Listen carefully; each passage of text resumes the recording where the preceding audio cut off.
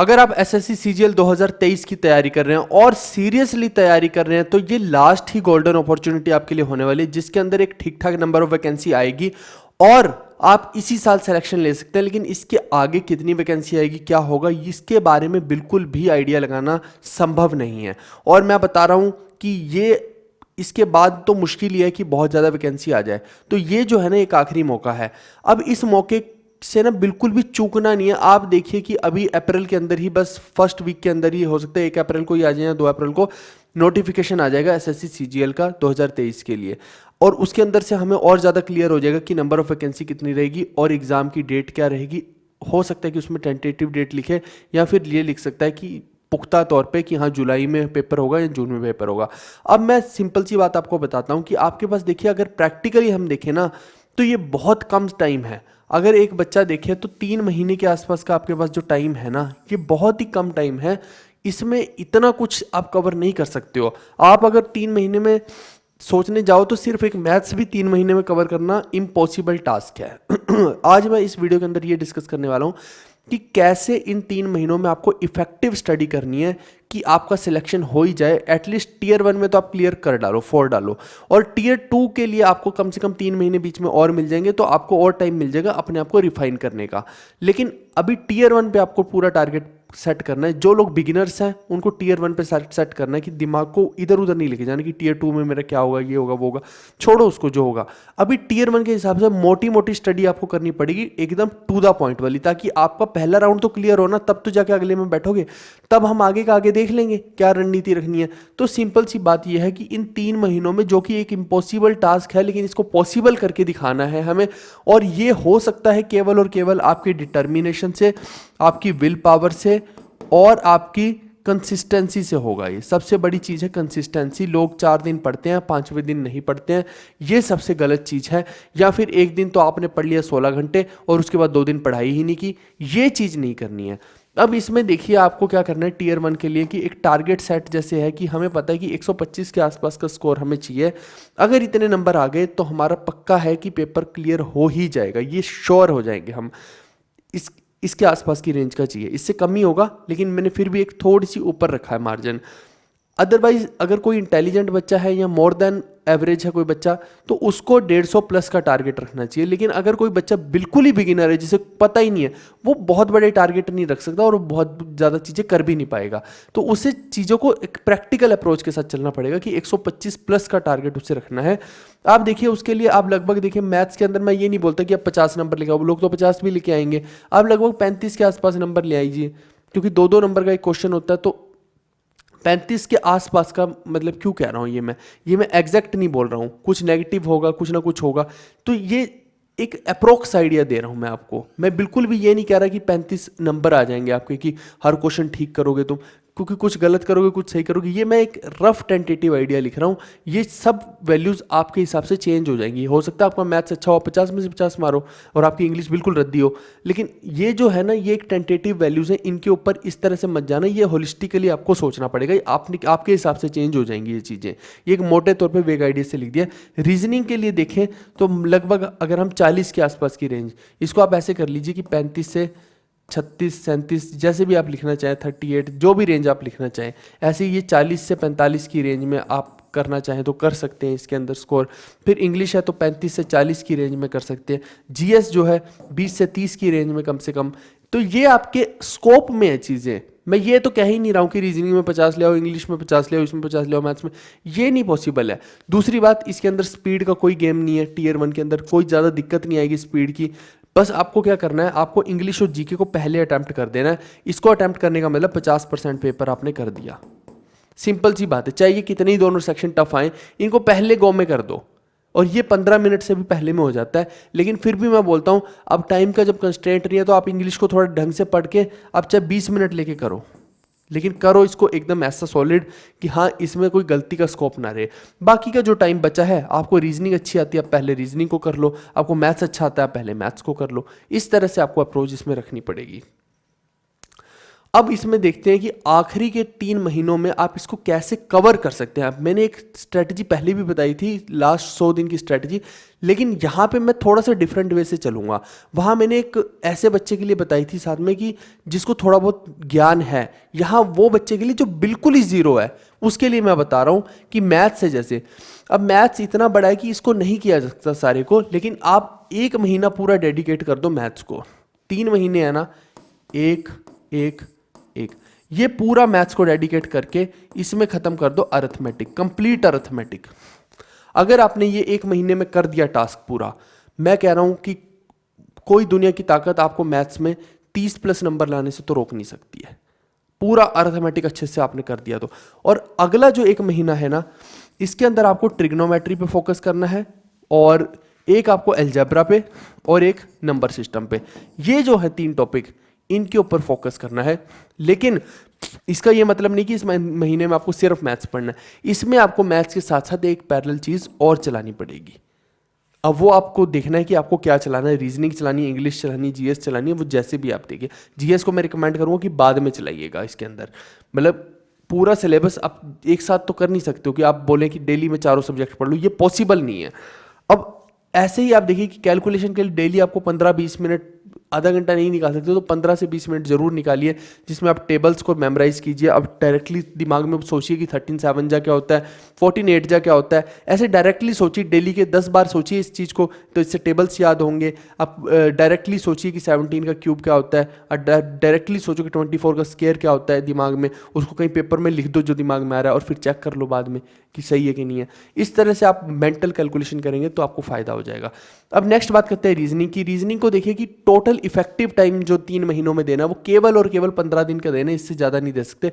किस चीज़ में? रीजनिंग के, या तो आपको नोट्स बनाने या फिर आपको कहीं से पढ़ना है। तो इन 15 दिनों में ही आपको रीजनिंग को पढ़ना पड़ेगा, आपके पास ज़्यादा समय नहीं। और 15 दिनों में आपको पढ़ना क्या क्या चीज़ है। अब मान लो पेपर फोल्डिंग पढ़ने लग गया कोई बच्चा, या नंबर ऑफ ट्रायंगल कैसे काउंट करते हैं ये पढ़ने लग गया, या एम्बेडेड फिगर पढ़ने लग गया, भाई ऐसी चीज़ पढ़ोगे यार तो फिर तो हो गया काम, फिर नहीं तुम कुछ कर पाओगे। इसमें पढ़ना क्या है, आपको कोडिंग डिकोडिंग सीखने वाली चीज़ है, इसको सीख लीजिए। सीरीज सीखने वाली चीज़ है, एनालॉजी सीखने वाली चीज़ है, मिसिंग नंबर में कोई ट्रिक्स है वो सीखने वाली चीज़ है, या फिर एक वो होती है फिगर्स वाली सीरीज होती है एक, जैसे ऐसे करके एक सीरीज होती है फिगर वाली, वो वाली सीरीज सीखने वाली चीज़ है।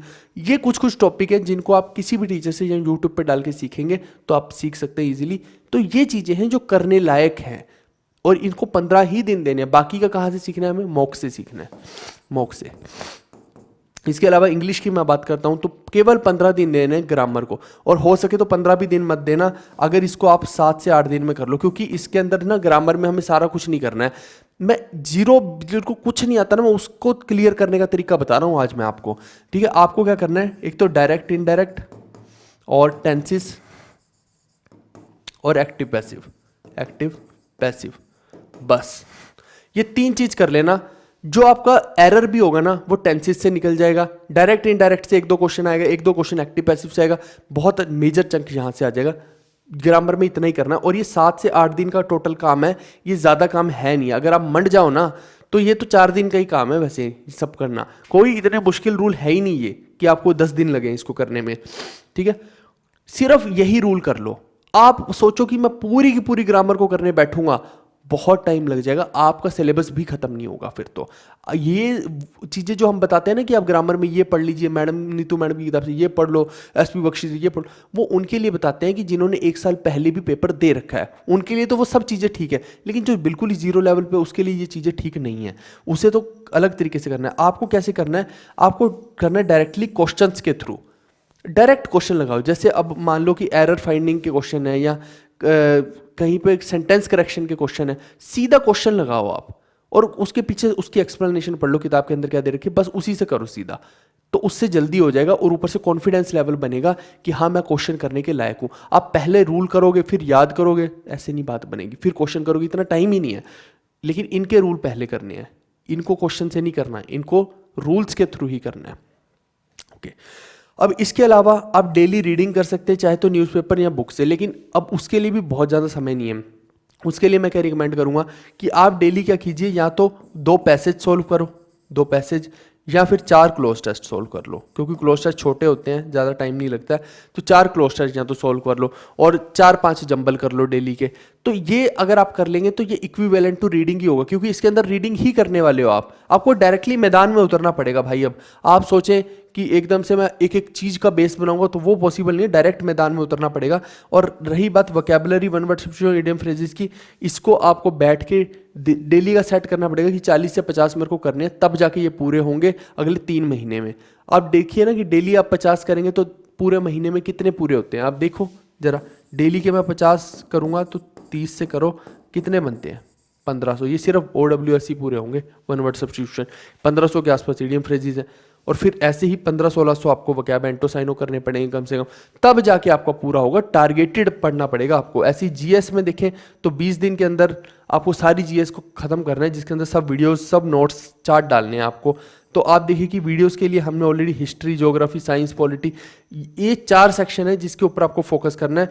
पॉलिटी की अभी हम डाल देंगे और साइंस की भी कोशिश करूंगा डालने की, और करंट अफेयर 6 महीने के करने हैं। बस ये कर लो आप, ये कर लोगे तो आप 4 डालोगे, मैं कह रहा हूँ, इससे ज़्यादा कर नहीं पाओगे। अच्छा, आगे बढ़ने से पहले मैं एक और चीज़ साथ के साथ बता दूं कि जो मॉक टेस्ट है ना, मॉक टेस्ट आपको शुरू के 2 महीनों में तो एक एक मॉक टेस्ट लगाइए हर हफ्ते, लेकिन आखिरी के 30 दिनों में ना डेली एक मॉक टेस्ट लगाना है। और ये मॉक टेस्ट कौन से लगाने हैं साथ में ही मैं आपको बता रहा हूँ, ये चीज़ कवर करता जा रहा हूँ कि टेक्स्ट बुक ने अभी धमाकेदार ऑफर रखा है। 28 और 29 मार्च तक वैलिड है, 2 साल की वैलिडिटी मिल रही है जिसके अंदर, और जो कॉस्ट है इसकी 251 रुपीज़ है केवल, अगर आप GV10 कोड यूज़ करते हैं। यानी कि प्राइस को बहुत कम कर दिया है, वैलिडिटी को डबल कर दिया है, तो ये आपको बेनिफिट दे देगा। और इसमें सभी एग्जाम्स कवर्ड हो जाएंगे, जितने भी अपकमिंग एग्जाम्स हैं। साथ में सौरव गांगुली साहब को मिलने का मौका है, ये मिले ना मिले, लेकिन आपको एग्जाम में नौकरी मिलने का मौका जरूर रखना चाहिए हाथ में। इसके अलावा बात रहेगी, अच्छा उसका लिंक मैं है डिस्क्रिप्शन में दे रहा हूँ, तो वहाँ जाके आप इसको ले सकते हैं टेक्स्ट बुक के मॉक टेस्ट को। रिवीजन की बात करें तो 15 दिन तो कम से कम आपको रिवीजन को देने पड़ेंगे। और यहाँ पे देखिए, revise all the main chapters of maths, जो भी मेन चैप्टर्स है मैथ्स के। मान लो अरिथमेटिक में आपको कहीं दिक्कत है, अब वो चैप्टर्स को रिवाइज कीजिए, और वोकैब को रिवाइज करना पड़ेगा, OWS, इडियम्स, इनको रिवाइज करो, GS को सबसे ज़्यादा रिवाइज करना पड़ेगा। ये 3-4 चीज़ें हैं मैथ्स में। मान लो ट्रिग्नोमेट्री के फॉर्मूले भूल गए, उसको रिवाइज करना पड़ेगा आपको, या फिर आप अलजेब्रा में आपको आइडेंटिटीज भूल गई, वो याद करनी पड़ेंगी। तो रिवीजन भी 15 दिन की हमें रखनी पड़ेगी। अब कुछ बच्चे सोचेंगे कि 15 दिन यहाँ, और साथ में मैंने यहाँ भी बता दिया कि 2 महीने यहाँ, 15 दिन यहाँ, 20 दिन यहाँ। भैया ये पैरेलली चलेगा, इसको आप समझिए। मैं ये नहीं कह रहा कि पूरी 20 के 20 पूरे दिन आप GS को दे दो, या 15 के 15 पूरे दिन आप इंग्लिश को दे दो। ऐसा सिर्फ और सिर्फ मैंने किसके लिए बोला है? मैथ्स को, अरिथमेटिक को पहले मंथ के लिए बोला है, वो भी सिर्फ पहले महीने के लिए। आप कंफ्यूज मत कर देना इन चीज़ों को, ठीक है? ये पैरेलली लेके चलना पड़ेगा आपको सब कुछ। अच्छा, एक और चीज़ कि अगर ये सारा कंटेंट आपको चाहिए, आप चाहते हैं कि आपका ज़्यादा समय ना खराब हो, और सच में आपको ये टू द पॉइंट बना बनाया कंटेंट मिल जाए, आपको केवल और केवल पढ़ना है, उसमें से कोई नोट्स बनाने की ज़रूरत नहीं, कुछ करने की ज़रूरत नहीं है, तो हमने आपको एक बेस्ट ऑफर दे रखा है। इसके बारे में मैं बताता हूँ, लेकिन इसके बारे में थोड़ी सी डिटेल्स दिखा दूँ मैं पहले। आप देखिए कि ये सारे सब्जेक्ट्स का हमने निकाला है। इस तरह की हमारी PDFs रहती है, कलरफुल और to the point, with maps और विद फोटोज़, एकदम क्रक्स के साथ रहती हैं। साथ में आप देखिए कि हिंदी का भी हमने निकाल दिया है, तो आप देख सकते हैं कि हिंदी मीडियम वालों को भी अब कोई समस्या नहीं है GS के अंदर। और मैं गारंटी दे रहा हूँ इससे बाहर कुछ आने भी नहीं वाला, बहुत मेहनत लगा के हमने बनाया है। आप देखो 950 क्वेश्चन हमने अरिथमेटिक के दे दिए हैं, अरिथमेटिक से बाहर वैसे ही कुछ नहीं आएगा, टाइप वाइज अरेंज कर दिए, विद सॉल्यूशन दे दिए, इंग्लिश हिंदी दोनों के अंदर हैं। 70 से 80 पेज में पूरी रीजनिंग दे दी। तो एक बच्चे को, बिगिनर को क्या चाहिए? अभी इतना टाइम तो है भी नहीं, 70-80 पेज ये पढ़ लो और साथ में क्वेश्चन सोल्व करो, सीधा मॉक टेस्ट से सीखो, यही कर सकते हो और क्या करोगे अभी। और साथ में हम इसके, हालांकि अभी सेट्स भी प्रोवाइड करने जा रहे हैं, 2-4 दिन में अपडेट हो जाएंगे।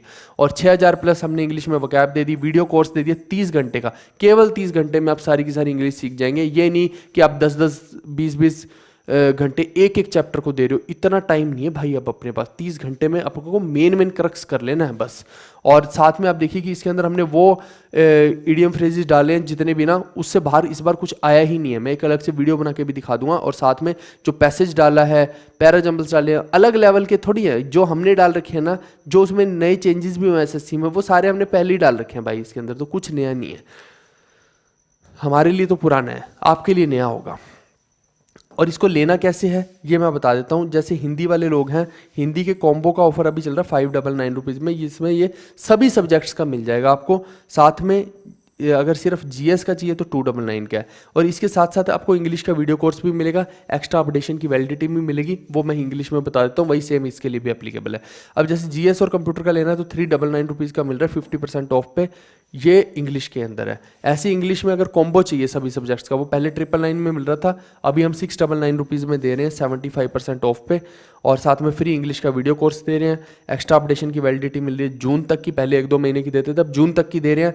वैलिडिटी ये है कि लाइफ टाइम रहेगा ये आपके, हम कभी भी आपसे लेंगे नहीं।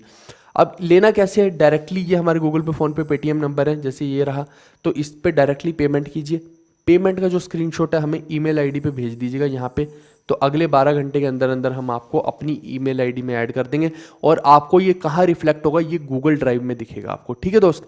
गूगल ड्राइव में जाके देखेंगे तो वहाँ ये सारे का सारा कोर्स आपको दिखेगा शेयर्ड सेक्शन के अंदर जाके, और इससे आपकी तैयारी हो जाएगी, गारंटीड है।